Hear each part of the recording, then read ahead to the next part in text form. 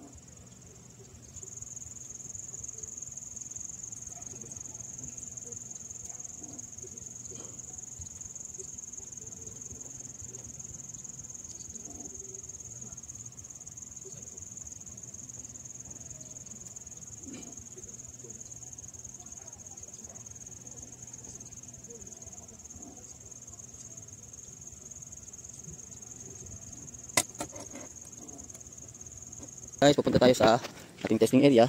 Ito yung ating ginawang trailer dowsing na pang underground water ay ginawa din nating pang gold detector. So, pwede siya masubukan dito guys sa ating site na mayroong nakabaon dito na ang Japanese treasure.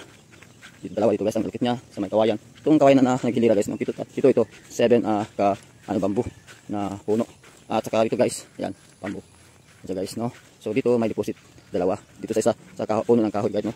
So, try natin dito ang ating gawang trailer dowsing na gawa sa welding rod na GI.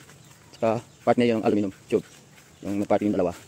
So, ginawa natin gold detector, nilagyan natin ng magnetic wire. So, tawag natin dito, pakantik siya ng gold at saka water. So, dito guys, Dito, doon banda ang isang deposito.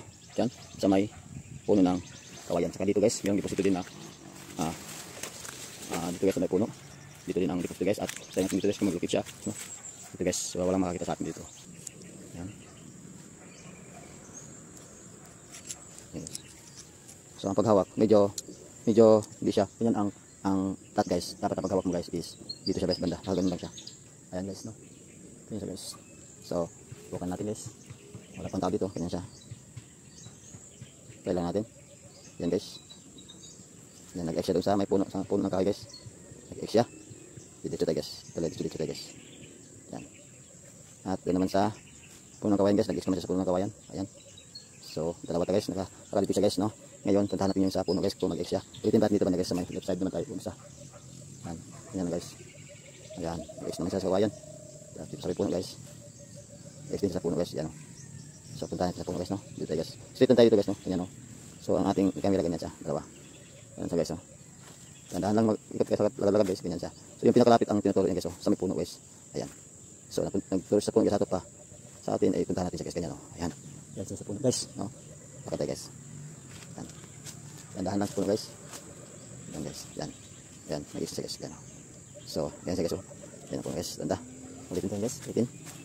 Okay. Yan. Isla siya guys, oh. So, kung dito ka banda, ganyan.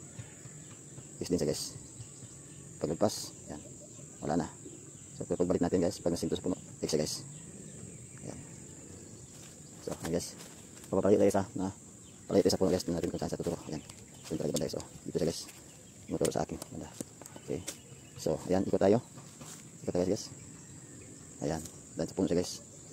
So, dala guys, kahit saan kung kami guys. Dito nakalapit na puntahan niya guys, oh. Yan sa puno siya. Yan. Yan guys. So, yan guys ang ating ano, no?